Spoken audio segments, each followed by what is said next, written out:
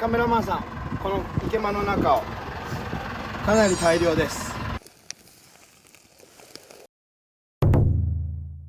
はい、おはようございます。今現在夜中の12時、いつもの無人島に網を仕掛けに来ました。で、今回は今の冷凍技術ならもしかしたら100年1000年無限に保存できるかもしれない究極の保存食、ペミカンを作っていきたいと思います。で、今回やるのはいつもの3寸6分の網です。これを仕掛けていきます。ただね、冬だから魚があんまいないかも。で、今僕の船修理出してて、でおじいさんの船使ってるんですけど、船の修理代がね多分100万ぐらいかかるんですよね。本当お金がかかります。で、船ってね3種類あって、ドライブと船外機と船内機っていうのがあるんですよ。でこれはドライブってやつで、要はここにエンジンがあって、で後ろにねこういうやつがついてるのがドライブです。これがねもうめっちゃ古いから、これを今修理してるんですけど、まあ高い。さあ頑張って魚で稼ごう、 YouTube でも。じゃあいつものように旗を海に入れて、もう立てるか、頑張れ。 ED なんなよ。網を入れていきます。最後に網を入れたら OK、 バイバイ。帰りましょう。どすこい。はい、ただいまんとひひということで帰ってきました。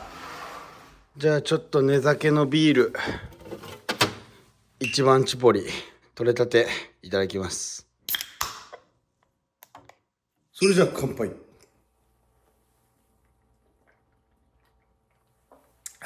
うめえ。で、今現在が1時ですね。もう一回がっつり寝ようと思います。がっつり寝て朝7時か8時、寒いから8時ぐらい、それもうほんとね、寒いと末端冷え性だから手が冷えちゃうから、それぐらいに行こうと思います。というわけでおやすみと思ったんですけど、やっぱり軽く網を作って寝ようかなと思います。こんな感じ。これがアバユア網です。ちなみに10万ぐらいします。網も結構値上がりしてるんですよ。じゃあこのように準備したら、この岩とですね、黒紐の部分、ここを接合して、で網を通していきます。よし。で網がこのように通ったら、端30センチぐらい余力残して、で止めていきます。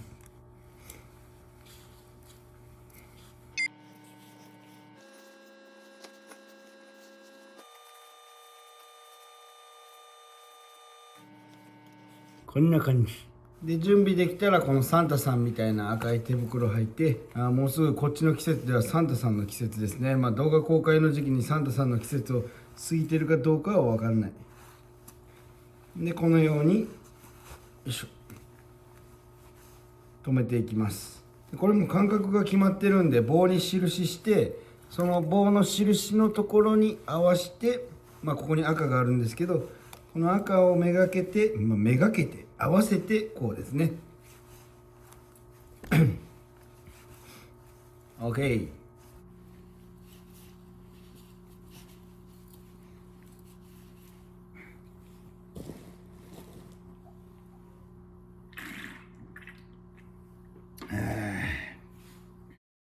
はい、じゃあ1時間ぐらいやったんで、寝たいと思います。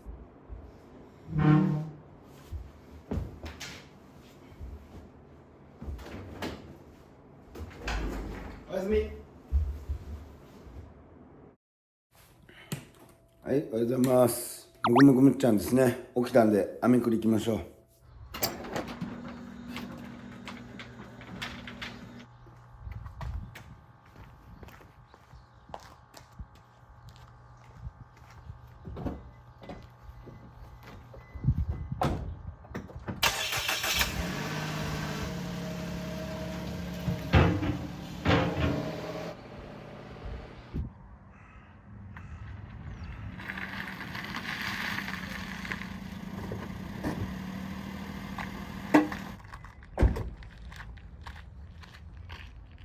はい、じゃあ港へやってきました。朝日が綺麗ですね。網繰りに行きましょう。いっぱい魚がかかってるといいんですが。じゃあいつもの長靴を履いて、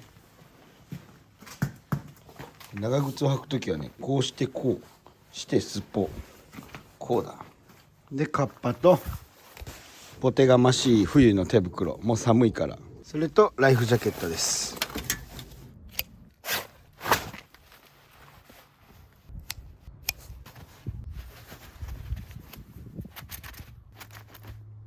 じゃあ沖行きます。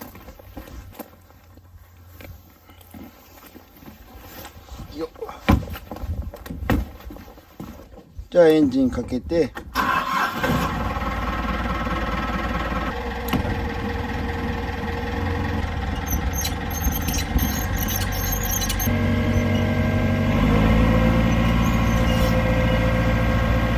出航。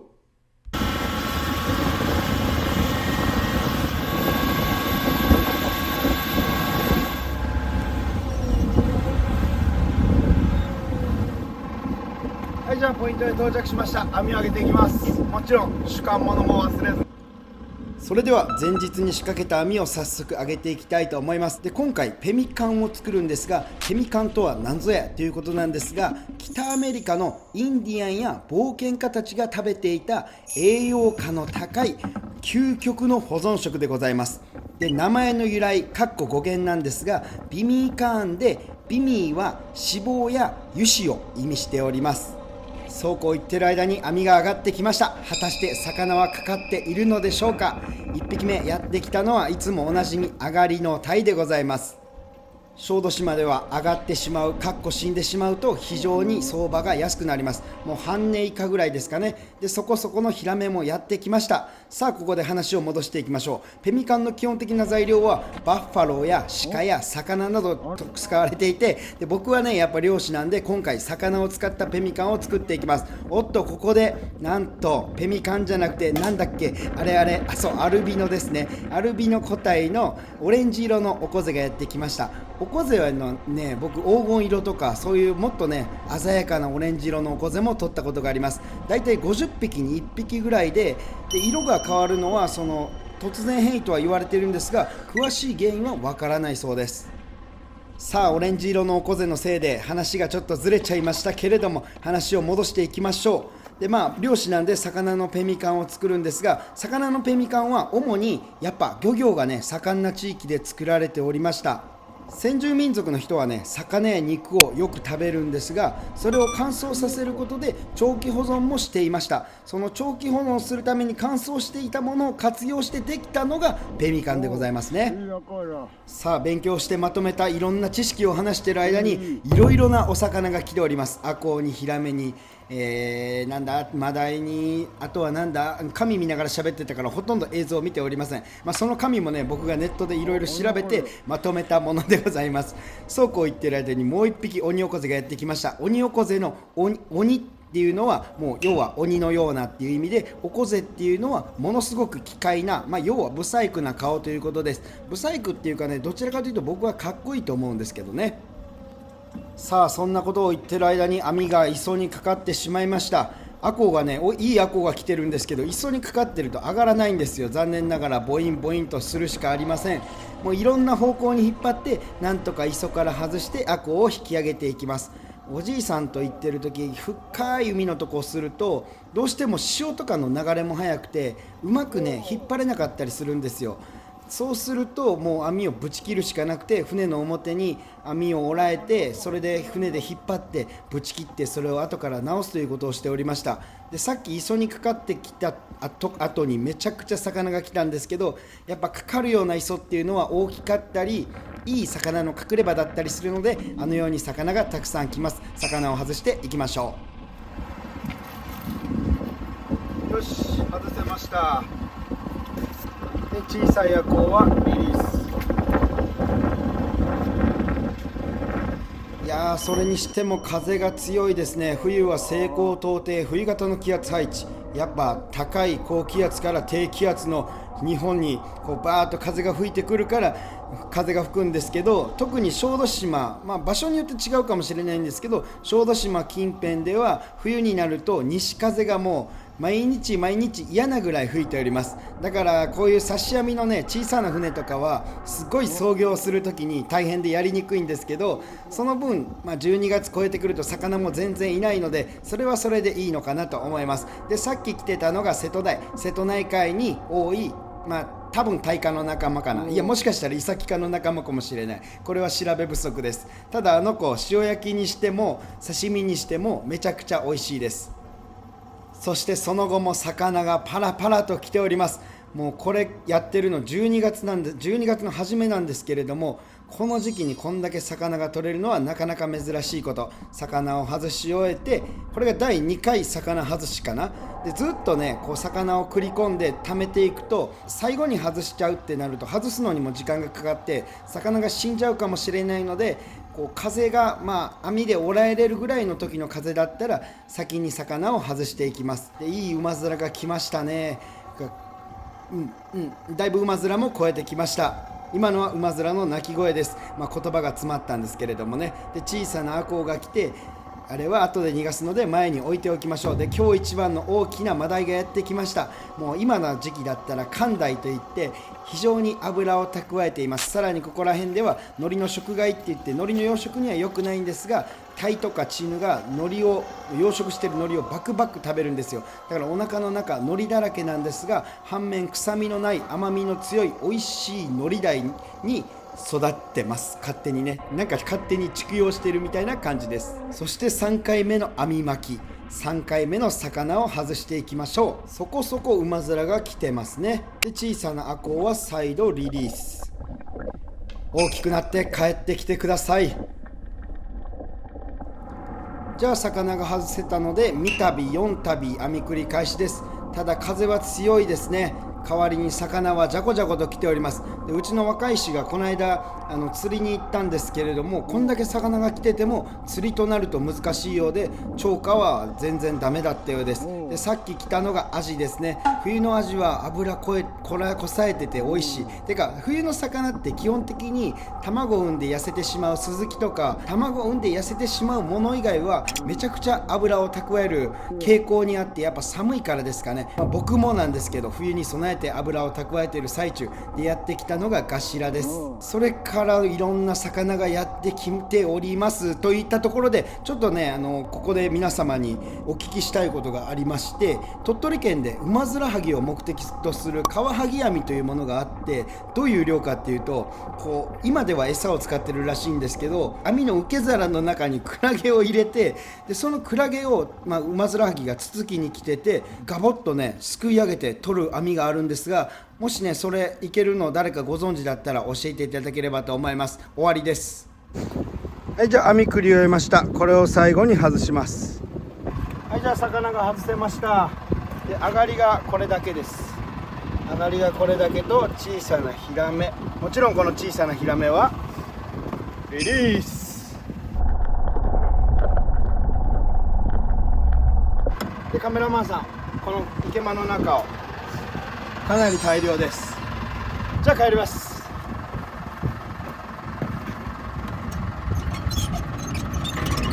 どすこい。はい、じゃあ帰ってきました。取れたものを見ていきましょう。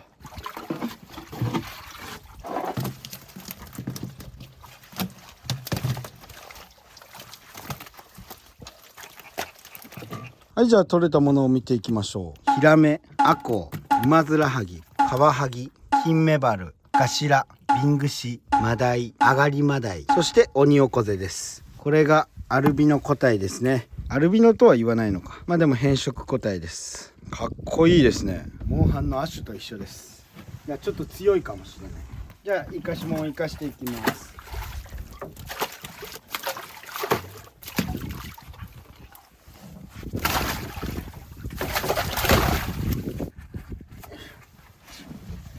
とりあえず漁は終わり。じゃあ早速ペミカン用の魚をさばいていきます。今日はウマヅラハギとタイを使います。じゃあまずウマヅラハギを締めて水の中で血抜きしておきます。でタイはもう鱗付きのまま包丁を入れて、反対側もでパカンと割って頭を落とす。で内臓を開いてお腹を掃除。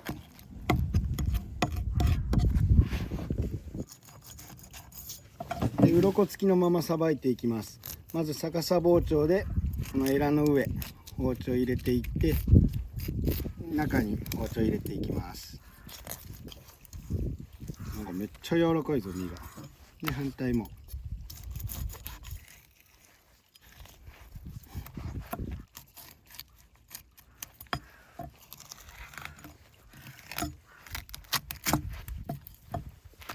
鯛の腹骨をすいて、で皮を引いていきます。もう鱗つけたままだとまず皮切れる心配がないんで、むちゃくちゃして大丈夫です。むちゃくちゃっていうか普通にやって大丈夫です。気にせずね。ほなこんな綺麗に皮が剥けます。ただデメリットとしてはおろす時にちょっとおろしにくいのと、この身にね鱗がつくんでやっぱ洗う必要があったりとかするので、ちょっと水っぽくなっちゃったりもします。これをいっぱい作っていきます。で次血が抜けた馬面ですね。ベリッとよいしょ。うわうんちいっぱい出た。臭っ。臭すぎる。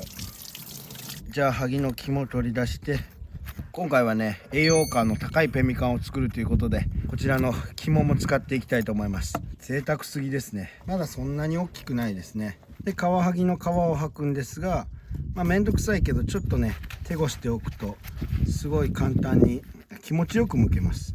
簡単じゃない、気持ちよく剥ける。気持ちいいの大事ですから。で手ごしたところからこうやって皮を取っていって、でいきます。で反対も。これも同じようにさばいていきます。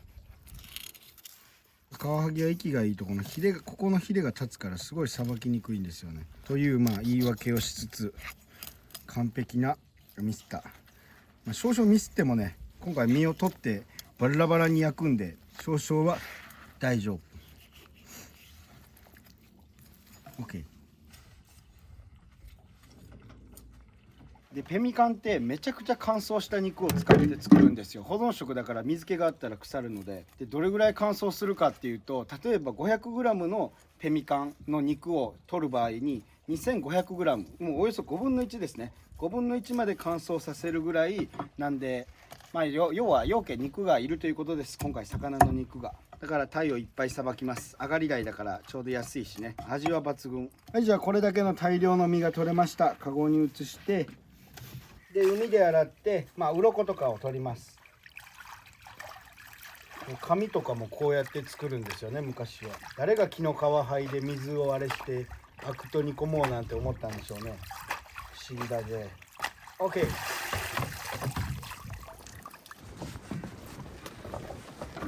よし、これを持って帰ります。はい、じゃあ早速ペミカン作り開始していきます。おっと、こんなところに都合よく器があるじゃないか。じゃあここに石を組み立てていって、台所を作ります。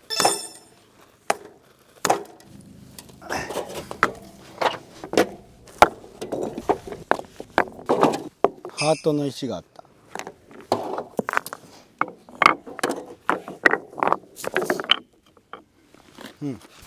完成しました。今までで一番いい出来。要は下が大きくないと上持っていけないっていうのが分かりました。じゃあ次は木を集めます。もうなんぼでも燃やせる流木があるから。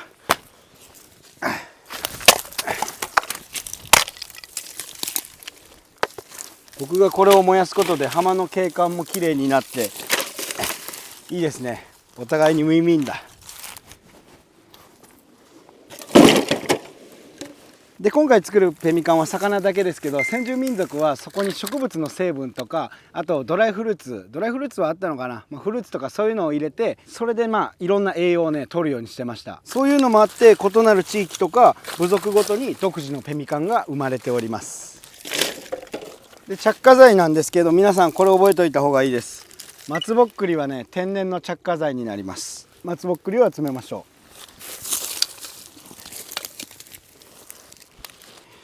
こんな取れた。で松ぼっくり着火入れます。よく燃えてますね。さすが天然の着火剤。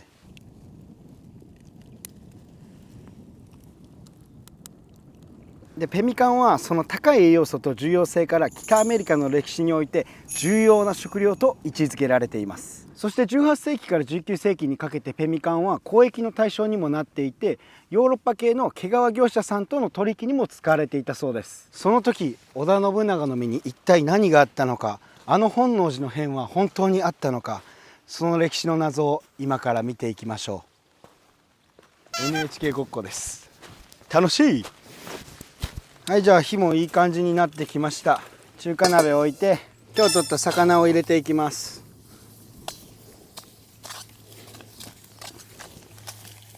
それから肝も。で本来のペミカンはめちゃくちゃ薄くスライスした肉を長時間ね火で炙るか長時間干すかみたいなんでやるんですけど、今回はもう直接焼いて水気を飛ばしていきます。ごっつひっついてるな。中華鍋油引かんと。軽く油引いてもいいのかな。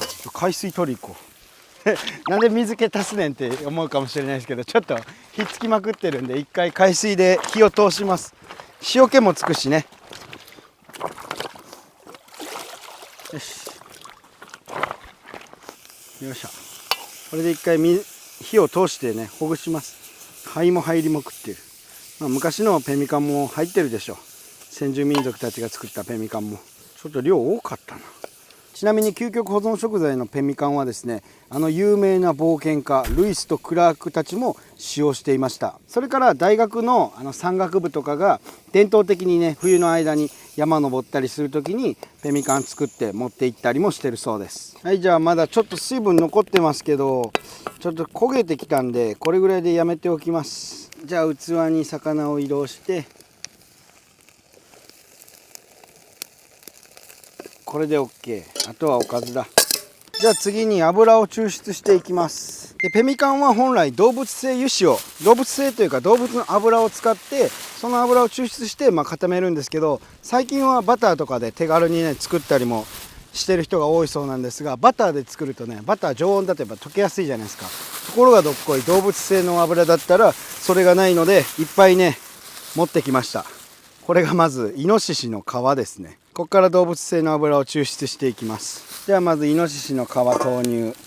またしてもイノシシの皮、それから鶏皮です。できれば魚の内臓脂肪とかがあればねそっちが良かったんですけど残念ながらないのでこういう感じ。最後にまたしても上物のイノシシの油ですよ。もういい匂いがしてきた。焦げる焦げる。うわうまそうあもう油出てきたぞ。うまそう。火力強すぎて油燃えてんじゃん。弱火力でいかんと。あとペミカンは犬用のペミカンもあって、イギリスの南極探検隊が犬ぞりを引く犬たちに牛肉でできたペミカンを与えていました。で1914年から1916年の間に海の上に浮いている氷海に阻まれて身動きが取れなくなった南極大陸横断冒険隊かなんかそういうね人たちが犬用のねペミカンを食べて生き延びたっていう話もあります。それぐらいね保存に向いてるという話です。見てください。これめちゃくちゃいい油が出てきました。油出てきてるんですけどここに置くとね油が燃えるんですよね。ちょっと離してやらないと。浜根さん、はい、この油めっちゃ黒いですけど大丈夫ですか？大丈夫です。インドの朝食とかの YouTube に出てくる油はもう真っ黒ですから、これまだ茶色です。やっぱ弱火で抽出していかんとダメみたいですね。これはちょっと油の量が少ないからバターも追加しよう。ちょっと魚の量に対して油が足りないので一滴バター。ほい。灼熱の海で溶けてる溶けてる。こんな早く溶ける1個のバターを見たことがない。おもろいおもろい。で途中バターは追加したんですけどそれでもめちゃくちゃの量の油が取れました。もうイノシシのうまみたっぷりの油です。こんなもんでいいかな。何よりこれがめっちゃうまそう。極上です。はい、じゃあこんだけ抽出したら OK。 よいしょ。しっかり油を切って取り出します。よいしょ。めちゃくちゃうまそうじゃないですかこれごっつうまそう。じゃあペミカン用の容器に最初に炒めた魚を加えてこれぐらいかな。油を加えます。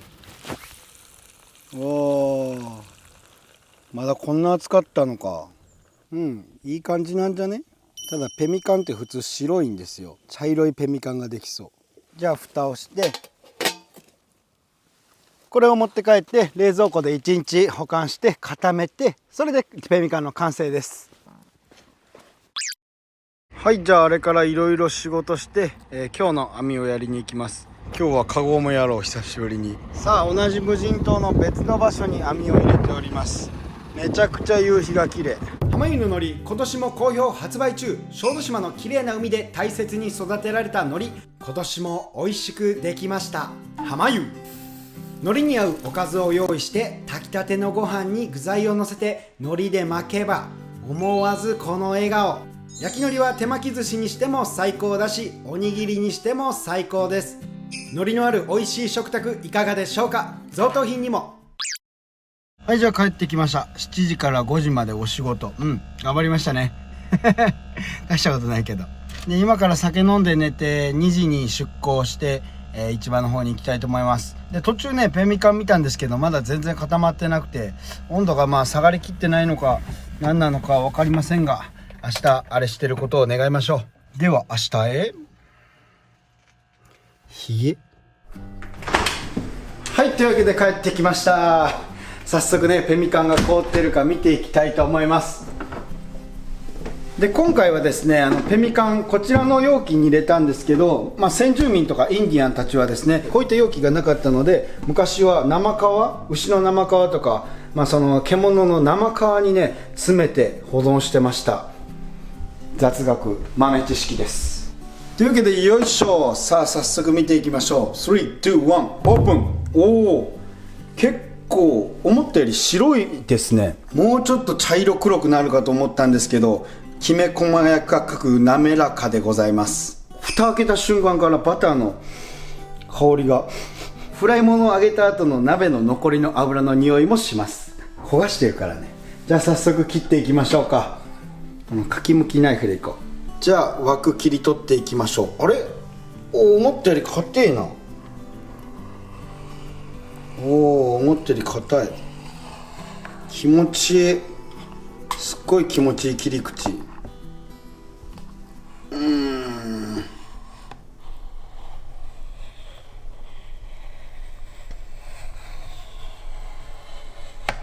で、最後の一辺を切ってよっ、これで OK。 じゃあ早速ひっくり返します。落ちた。気持ちよかった。すっごく気持ちよかったですね。さあ裏面はどんな感じ。オープン。まずそうですね。黒い。やっぱ多少はね焦げが入ってたんでしょうけど、やっぱ接地面はめちゃくちゃ滑らかです。さながら大理石のようで、もちろん油なんですんごいネチョネチョです。いや、思ったより綺麗にできました。これほら、昔幼稚園の時とかにほらこういう吹きながらやるピアノみたいですね。鍵盤ハーモニカ。さあ面白くないことは置いといて早速切っていきましょう。とりあえずこれぐらいで。めちゃくちゃずっしり重たい。超濃厚チーズケーキみたいな感じ。つくね。断面図こんな感じです。下の方に鯛が眠ってるというか沈んでるから、やっぱ上の方油だけ、下鯛だけみたいな形。切るって感じでは切れないので押して落とす。こう見た目ほんまチーズケーキみたいでうまそう。ここサクサク、ここめっちゃ濃厚みたいな。でこれを半分に切って、よいしょ。でお皿にのせます。はい、というわけで完成しましたペミカンです。こちらのペミカンですね、寒い地域とか風通しのいい場所では5年から10年保存できたとされていて、今の冷凍技術ならもっとね保存できるかなと思います。ただ今回のは水分がちょっと多いんで、そんな持たないと思います。それからですね、脂肪分の少ない肉と骨髄の脂肪で作られたペミカンが最上級とされるらしいです。一度は食ってみたいですね。以上ペミカン知識でした。はい、それではいただきます。じゃあ早速いただいていきましょう。今回もねやっぱ正直感想でいきます。ネットとかで調べるとペミカンって調べたらペミカンまずいとかって出てくるんで、ちょっと不安ではあります。さっさと食えよって感じなので、この鯛のね身がよく入ったところを食ってみたいと思います。いただきます。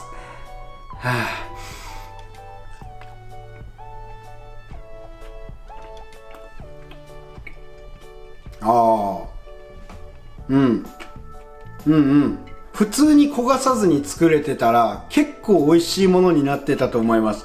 やっぱ焦がしてるんで焦げ味とか若干のねジャリジャリ感っていうのはあるんですけど、それよりも食べた時に思ったのが、思ったより油がくどくなくて、なおかつバターの風味とかイノシシのうまみとか、それから鯛のうまみ、そのうまみ成分がギューッと凝縮されたような味わいが口の中にねっとりと広がるっていうイメージですかね。味はね全然悪くないです。油だから食えないのかなと思ったんですけど、思ったよりは美味しく食べれます。さすがにこのまま全部食い切るの不可能なんで、なんかねペミカンラーメンにするとうまいらしいんですよ。ちょっと塩ラーメンを使って作りたいと思います。じゃあ水入れて火にかけていきます。でここでもうペミカンを加えておきましょう。もう一瞬で油が出てきた。そりゃそうか、油ですもんね。これが溶けていくとイノシシのうまみとかバターのいろんなねこう油が溶け出して最強のこってりラーメンができる。うまそうな油が溶け出しております。はい、じゃあだいぶ煮立ってきたんで麺を入れていきたいと思います。豆乳でもうこの袋の部分もね入れときます。で全部入れると多分味が濃いかもしれないんで8分目で止めておきましょう。でもうごまも入れちゃう。これで混ぜていきます。でこの入れた直後に焦ってこう早く食べたいからってこうやっていくと麺が割れちゃって短い麺になっちゃうんで、ここは焦らず優しくひっくり返してあげるだけ。ほどけてきた時に優しくねほどいていきましょう。私流のラーメンの作り方です。袋麺のね。ほどけてきたら優しくさらにほどいてあげる。これなら麺が切れない。そうでしょ。よし完成。完成しました。着丼というわけで完成しました。極上の漁師ペミカンを使ったラーメンです。塩ラーメン。まずはスープから。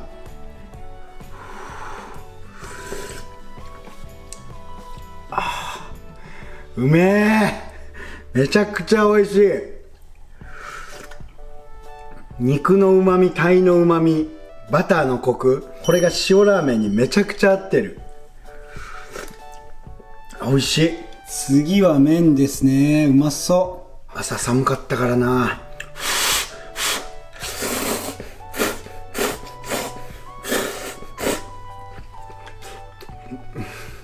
染み渡る。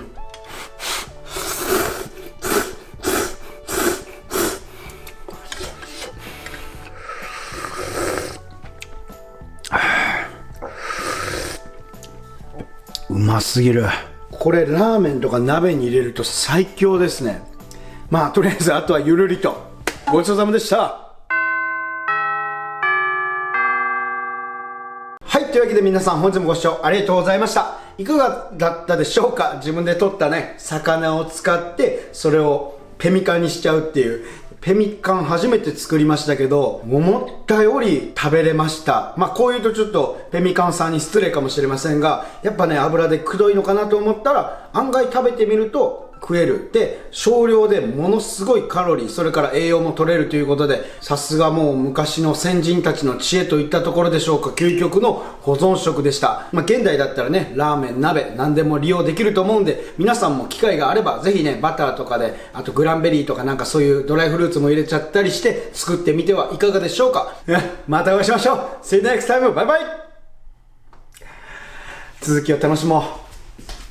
ちなみに残った鯛はふりかけにしております。うまそうだぜ。